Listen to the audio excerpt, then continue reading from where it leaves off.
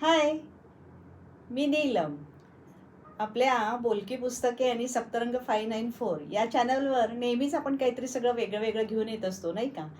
आणि आज पण असंच आपल्याकडे एक व्यक्तिमत्व आलेलं आहे बरं का. आपण सर्वजण त्यांना खूप छान ओळखता. आपल्याकडे आत्ताच झालेली अधिक महिन्यामधील रंगावधूत मालिका किंवा या देवी सर्वभूतेषु किंवा गुजरातीमधील विसामो असेल किंवा आणि बऱ्याच सत्यकथा. ओळखलं का कोण ते? नाही ओळखलं? अहो, आपल्या तर ह्या संध्याताई पुजारी आज आपल्या स्टुडिओमध्ये येत आहेत बरं का. आणि त्यांच्याकडून त्यांचं आपल्याला बरंच काही छान छान जाणून घ्यायचं आहे. तर चला आपण संध्याताईंशी भेटूया. नमस्कार संध्याताई, या. नमस्कार. माझ्या स्टुडिओमध्ये नमस्कार. तुमचं स्वागत आहे. या या, बसा. धन्यवाद बोलवल्याबद्दल. मलाही खूप आनंद होतोय. तेच आपण आता नुसतं कसं ऑनलाईनच्या माध्यमातूनच आपण सगळे भेटलेलो आहोत. तर तुमचं जे काही सगळं ऐकलेलं आहे ते ऐकून मला असं वाटलं की नाही, आपल्या स्टुडिओमध्ये आपला इंटरव्ह्यू झालाच पाहिजे. आणि आज आपल्याला तो योग आलेला आहे. तर मला तुमच्याशी भेट झाली, मला खूप छान, तितका आनंद होतोय की बस, कारण खूप दिवसापासूनची आपली इच्छा होती. आणि असं म्हणू शकतो ऋणानुबंधाच्या हा. बरोबर. आणि ते परवा तुम्हाला जे अवॉर्ड मिळालं ना, ते अवॉर्डचं ऐकल्यापासून तर मला कधी एकदा तुमचं त्याच्या संदर्भात लोकांना हे कळलं पाहिजे की सिनियर सिटीजन असून रिटायरमेंट नंतर तुम्ही एवढी अचिव्हमेंट केलेली आहे. तर मला तर असं नक्की वाटतं की माझी एवढी छान मैत्रीण आहे तर ती मी माझ्या आपल्या चॅनलवरून सगळ्यांच्यापर्यंत पोचलीच पाहिजे. आणि परत दुसरं काय आहे, आजपर्यंत सगळेजण तुम्हाला ओळखतातच. आपण तुमचा एक इंटरव्ह्यू कॅनडामधून घेतलेला होताच. तर आता ही पुढची आपली जी डेव्हलपमेंट आहे त्यासाठी आपण आज इथे इंडियामध्ये कोल्हापूरमध्ये भेटत आहोत. सर्वप्रथम धन्यवाद मला हा प्लॅटफॉर्म दिल्याबद्दल. आम्ही दोघी अशा ओळखतो एकमेकीला, पण नीलमला मी ओळखते तिच्या बहुआयामी व्यक्तिमत्वामुळे. त्यामुळे तिथला इंटरव्ह्यू देताना एक वेगळाच आनंद मलाही आहे. बरोबर. आणि आपण इतके एका कॉलनी जवळ राहत असून ह्या निमित्तानं आपला भेटण्याचा योग आला, हे आणखी विशेष कौतुकास्पद आहे, नाही का? तर आपण आता डायरेक्ट आपल्या विषयाला चालू करूया की मला ही उत्सुकता आहे की तुम्हाला जे परवा तुमचं अवॉर्ड मिळालं तर त्या संदर्भात मी काही सांगण्यापेक्षा मला तुमच्याकडूनच सगळं ऐकायला जास्त आवडेल किंवा आपल्या सगळ्या व्ह्युअर्सना पण ते जास्त आवडेल. तर तुम्ही सांगा मला. तर हे अवॉर्ड म्हणजे कलागंधर्व साहित्य प्रतिष्ठान नृसिंहवाडी, जे गेल्या 6 वर्षापासून कार्यरत आहे. तर मग साहित्य, कविता, कथा, लेख किंवा इतर काही कला म्हणजे संगीत कला, वादन कला यामध्ये ज्यांना आवड आहे आणि ज्यांनी काही त्यामध्ये कार्य केलेलं आहे त्यांचा गौरव करण्यासाठी ते दरवर्षी जीवन गौरव पुरस्कार देतात. हो हो, हे 6वं वर्ष होतं त्यांचं. अरे वा, जीवन गौरव पुरस्कार. त्यामुळे मग त्यांनी माझं एकंदरीत शैक्षणिक, साहित्यिक, सामाजिक त्यांना योग्य वाटलं. म्हणजे मला तर खूप अजूनही काही करायचंय, पण त्यांच्या दृष्टीनं त्यांना ते असं वाटलं की त्याचा गौरव कसा असते माहितीये का, तुम्ही कशा आहात ते तुम्हाला माहिती नाही, ते इतर सगळ्यांनाच माहित आहे. आणि म्हणून तर त्यांनी एवढा मोठा तुमचा गौरव केला ना. त्यांचेही खरं धन्यवाद आहेत, कारण एक रत्नपारखी वृत्ती असावी लागते. बरोबर आहे, बरोबर आहे. तुझ्यामध्ये पण आहे. असं काही नाही हो, मी तुमच्यासारखीच नाही. आणि त्या लोकांनी पण हे सगळं बघून माझ्या कार्याचा गौरव केला. तो व्यक्तीचा गौरव नाही. बरोबर आहे, तो त्या कार्याचा गौरव आहे. त्यामुळे त्यांचीही मी ऋणी आहे. आणि तू तर त्याला म्हणजे मला प्रोत्साहन देण्यामध्ये किंवा हे सगळ्यांच्या समोर आणण्यामध्ये, खास करून कोल्हापूरमध्ये तर त्यामध्ये तुझाही वाटा खूप महत्वाचा आहे. असं काही नाही हो. कसं आहे, आपल्याकडे एवढं आहे आणि आपल्याकडे आहे तर आपण सगळ्यांपर्यंत आणावं असं एक वाटलं. आणि आपण छान मैत्रिणी आहोत तर आपण हे नक्की करूच शकतो, प्रश्नच नाही. आणि कसं आहे, लोकांना कोल्हापूरमध्ये असे किती छुपे रुस्तम आहे ते अजून माहिती नाहीये. म्हणून हा आपला एक छोटासा प्रयत्न. तर आपण आता अवॉर्ड सगळ्यांना दाखवूया आणि त्याप्रमाणे आपण पुढचे पण अजून बरेच अवॉर्ड्स आहेत बरं का यांचे. फक्त का हा आता मिळालेला एकच नाही आहे. बघा, वा वा वा, हे मानपत्र आहे कलागंधर्व साहित्य प्रतिष्ठान नृसिंहवाडीचं. त्यांनी त्यामध्ये कार्याचा गौरव केलेला आहे.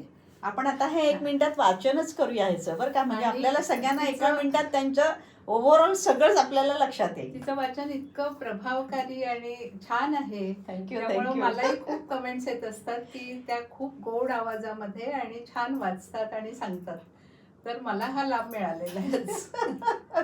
तुम्ही पण मला खूप मोठ्या करता आहात, पण मी काही नाही, नाही हो, नाही. मी आपल्या सगळ्यांसारखी सर्वसामान्यच आहे. फक्त मला जे आवडतं ते मी मनापासून करते एवढंच. माझा एकच हेतू आहे, सामान्यातलं असामान्यत्व शोधणं. करेक्ट. त्यामुळे ते वाचा. ठीक आहे, आपण आता मानपत्राचं हा. वाचन करूयात बरं का. आदरणीय सौ संध्या रमेश पुजारी, श्री क्षेत्र नृसिंहवाडी या श्री दत्तगुरूंच्या राजधानीपासून सुरू झालेली आपली जीवनगाथा दत्तभक्तीच्या अमृताने न्हाऊन निघाली आहे. नृसिंहवाडी व परिसरात आपण केलेली ज्ञान साधना गुजरातमधील मिठापूर येथे ज्ञानदानाच्या रूपाने तेजोमय झाली. जवळपास 26 वर्ष आपण वाणिज्य विषयाचे केलेले अध्यापन आपल्या प्रखर बुद्धिमत्तेचे व शिष्यवत्सल स्वभावाचे निदर्शक आहे.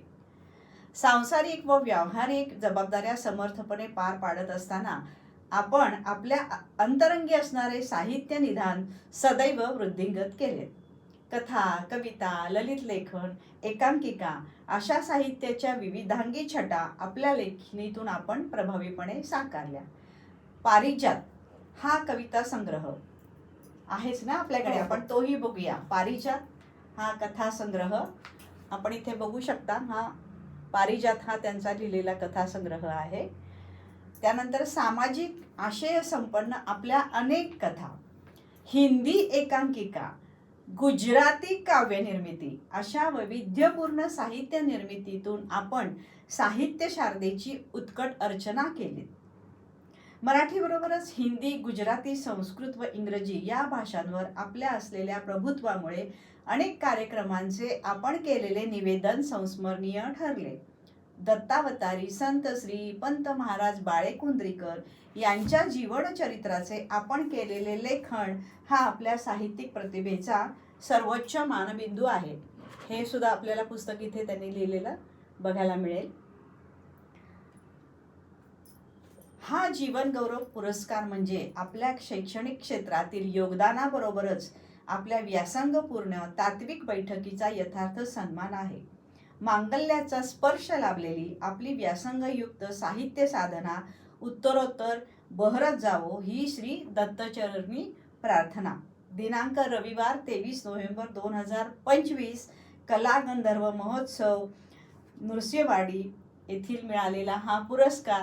आणि ह्या पुरस्काराला मी आणखी एक जोड देते की आपल्या चॅनलवर यांनी आजपर्यंत किती कथा आणि बरेच काही काही वेगळं दिलेलं आहे ते आपण पाहिलेलं आहे. आणि समजा आजपर्यंत पाहिलेलं नसेल तर आपण आवर्जून ते ऐका. अजून बरेच पुरस्कार आहेत बरं का. हे पण दाखवा. हां, ते पण दाखवूया की.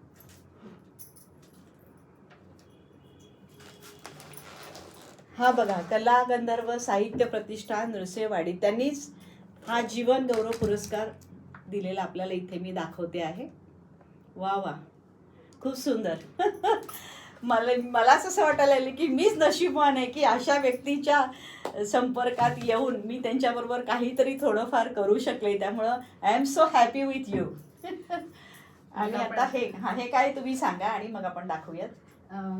जसं सामाजिक आणि म्हणजे लेख वगैरे मी लिहिते तसंच परमार्थाकडे लहानपणापासून घरच्या संस्कारामुळे त्याकडे ओढा होता.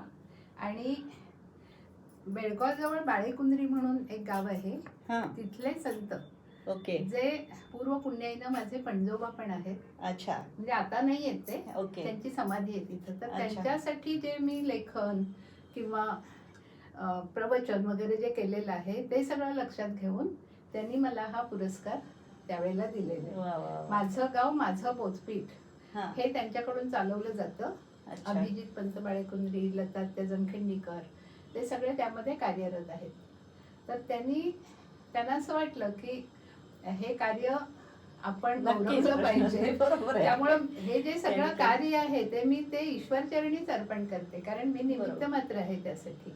पण ती बुद्धी दिली यासाठी आणि ते सर्वांसमोर येते यासाठी जे जे सहभागी आहे त्या सगळ्यांची मी ऋणी असेल हे दाखवलं. 2021-22 साली मिळालेलं हे आहे. त्यानंतर हिंदी हे एक हृदय हो भारत जननी, म्हणजे त्यांनी हिंदीमध्ये सुद्धा जे काही केलेलं आहे त्यासाठी त्यांना हे मिळालेलं आहे. हिंदी, गुजराती, इंग्लिश आणि आहेत महाराष्ट्रीयन, पण गुजरातीमध्ये सुद्धा त्यांचं तेवढंच प्रभुत्व आहे. आणि त्या मासिकात पण आपल्या आलेली आहे ती पण दाखवूया. आणि हे सांगा तुम्ही की जॉबमध्ये असताना तशी मी कॉमर्सची ग्रॅज्युएट, बरोबर, पण मला भाषेची आधीपासून खूप आवड.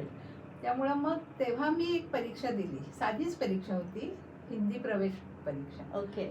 आणि मला इतकी आवड होती की त्यामध्ये म्हणजे माझं वय पण तेव्हा इतर मुलांपेक्षा विद्यार्थ्यांपेक्षा मोठं होतं. अच्छा. पण त्यामध्ये मला सर्वप्रथम भारत हा म्हणजे गौरव मिळाला. अरे वा. आणि त्यामध्ये हे 2 मेडल मिळाले. आणि त्यानंतर गंमत अशी झाली की मला हिंदी विषय शिकवायला त्यांनी दिले. अरे वा, क्या बात आहे. 11वी-12वीला मी 2 वर्ष हिंदी पण शिकवलं आणि माझी भाषेची आवड पण मला त्यामधून जोपासता आली. छान छान. तर म्हणजे अशा ऑपॉर्च्युनिटीज किंवा संधी मिळत गेल्या आणि त्याचं सोनं होत गेलं. म्हणजे ते सगळ्या बाजूनी कुठूनही तुम्ही त्यांना हा केलं तर त्यांच्याकडे हे ना हो आहेच, हे ना हो हे आहेच, असं तुमचं सगळं झालेलं आहे की सगळ्या कलामध्ये, सगळ्या क्षेत्रामध्ये आपण खरंच अगदी म्हणजे नुसते आहात असं नाही तर अगदी सर्वोच्च लेवलला आहात, हे आपले सगळे अवॉर्ड्स बघितल्यानंतर वाटतंय. आणि मुख्य काय आहे की सकारात्मक वृत्ती. करेक्ट. आणि ऍक्सेप्टन्स आहे ते तसं आहे तसं स्वीकार, तक्रार करत बसण्यापेक्षा आणि त्यातून चांगलं काहीतरी शोधणं. करेक्ट. त्यामुळे आपलं जीवन आनंदमय होतं. हा दिवाळी अंक आहे बेळगाव तरुण भारत. तर अशा अनेक दिवाळी अंकांमध्ये माझ्या कथा, कविता नेहमीच येत असतात. याच्या आधी सर्व मंगल मांगल्ये ह्या 9 कथा मी लिहिल्या होत्या. म्हणजे त्याची पार्श्वभूमी थोडक्यात सांगते. अच्छा. की नवरात्रामध्ये आपण मंदिरात जातो देवीच्या, बरोबर, ओटी भरतो किंवा माळ चढवतो, रोज एक माळ असते. प्रत्येकाला हे शक्य होतं असं नाही. बरोबर आहे. तर आपल्या आजूबाजूला ज्या सर्वसामान्य स्त्रिया आहेत. करेक्ट. हा तुमचा विचारच एवढा फॅन्टास्टिक आहे ना की त्या तुमच्या मैत्रिणी असतील, इव्हन तुमच्याकडे कामाला येणाऱ्या स्त्रिया असतील, बरोबर, नातेवाईक असतील, तर त्यांच्यामध्ये त्यांच्या सामान्यत्वामध्ये असामान्यत्व असतं आणि असतंच. प्रत्येक व्यक्ती ही देवानं वेगळी कशासाठी बनवली आहे की कारण काहीतरी वेगळं त्यांच्यामध्ये. पण हे पण तुमच्यामध्ये वेगळे पण आहे की अशी शोधणारी व्यक्ती असत नाही. तर मग तुम्ही हे शोधलं, हे तुमचं विशेष आहे. चांगलं पहा त्यांच्यामध्ये. आणि अशा 9 कॅरेक्टर्सवर त्यांनी लिहिलेलं आहे, त्यांच्यावर त्या कथा लिहिल्या मी. आणि त्या सुद्धा आपल्या युट्यूब चॅनलवर आहेत बरं का, आवर्जून ऐका. कोहिनूर दिवाळी अंकामध्ये त्या आलेल्या आहेत पुण्याच्या. ओके. आणि या वर्षी आपण लिहिल्या त्या या देवी सर्वभूतेषु, या सगळ्या आपण त्यामध्ये मला सांगायला खूप आवडेल की त्यामध्ये एक देवी स्वरूप मी नीलमलाही घेतलेलं आहे. तिच्याविषयीची कथा तर तुम्ही अगदी आवर्जून ऐका. कारण यातून काय आहे सांगू का, आपण काय घ्यायचं हे महत्वाचं आहे. आजूबाजूला सगळंच असतं पण आपलं नेमकं चांगलं पाहायला शिकलं पाहिजे. त्यामुळं कसं होतं की त्यांचाही गौरव होतो आणि आपली सकारात्मक वृत्ती वाढत जाते. तर त्या अनुषंगानं मी ह्या 10 कथा लिहिल्या. एक गुजराती कथा आहे. आम्ही गुजरातला असताना तिथं एक व्यक्तिमत्व माझ्या संपर्कात होतं. तर ह्या सगळ्या कथा यूट्यूबवर आहेत. तर तुम्ही वाचा आणि हा प्रयत्न तुम्ही आपल्या स्वतःच्या आयुष्यात पण करून पहा की तुमच्या आजूबाजूला ज्या कोणी आहेत किंवा जे कोणी आहेत, मी असं नाही म्हणत की फक्त स्त्रियाच पहा, पुरुषांच्या मध्ये पण असतं. हो, भरपूर. तर तक्रार करायची की त्या तक्रारीचं निवारण शोधायचं. करेक्ट. हे महत्वाचं आहे. त्यामुळे तुम्ही सगळ्यांच्यातलं चांगलं चांगलं चांगलं आपण पाहायचं आणि आनंदात राहायचं. आणि हे ऐकल्यानंतर मलाही असंच वाटतं की खरंच स्त्री म्हटल्यावर तर कसं संसार, रोजचं रुटीन, जबाबदाऱ्या हे आपल्याला सगळं आहे. पण त्यामध्ये सुद्धा तुम्ही स्वतःला काय आवडतं किंवा ह्यांनी जसं सांगितलं तसं दुसऱ्यांच्यामध्ये पॉझिटिव्ह काय आहे ते जर आपण बघायला गेलो तर आपल्या जीवनाकडे बघायचा दृष्टिकोनच बदलतो. त्यामुळे दुःख, त्रास, अपयश, ह्या प्रत्येकाला गोष्टी आहेत. पण आपण जेव्हा अशा काही पॉझिटिव्ह गोष्टी करतो तेव्हा नकळत त्या गोष्टी आपल्या पाठीमागे जातात आणि आपण आनंदी राहतो. आणि अर्थातच त्याबरोबर तुमचं सगळं बदलतं हे आता काही वेगळं सांगायची गरज नाहीये. आणि आणखी एक दुग्ध शर्करा योग आज आहे बरं का, की मला आता जस्ट बोलता बोलता लक्षात आलं की मी गुजराती, ह्या महाराष्ट्रीयन, पण ह्या गुजराती भाषेमध्ये ह्यांचं प्रभुत्व, मी यांची मुलाखत घेते. आणि त्यांनी गुजराती म्हणजे गुजरातमध्ये मिठापूरमध्ये राहून त्यांनी तिथं जे काही कार्य केलेलं आहे एवढी वर्ष, त्याच्यातून त्यांनी आपल्या ग्रुपवर पण आहेत त्यांच्या गुजराती स्टोरीज, तर त्या मी सादर करते आहे. हा पण एक कुठेतरी आपला काहीतरी योगायोग आहे असं मला वाटतंय. आणि मी गुजराती पण मी आहे महाराष्ट्रीयन. मी महाराष्ट्रीयन पण बराच काळ वास्तव्य गुजरातमध्ये झालं. म्हणजे हे सुद्धा एक कुठेतरी आपलं काहीतरी एक वेगळा हा योग आहे असं मला वाटतं. आणि त्यामुळे खरंच अशा व्यक्तींना भेटलं की आपल्यालाही काहीतरी उत्साह वाढतो आणि काहीतरी करत राहावं वाटतं. तर मी तर सगळ्यांना जे कोणी बघतात त्या सगळ्यांना हे सांगेन की आवर्जून आपण पण अशा व्यक्तींना भेटत राहावा. आणि आमच्या चॅनलवर जे काही येत असतात ते अशा प्रकारचे आम्ही शोधून शोधून हिरे आणत असतो आपल्यासाठी. तर त्याचा सगळ्यांचा आपण नक्की आनंद घ्या.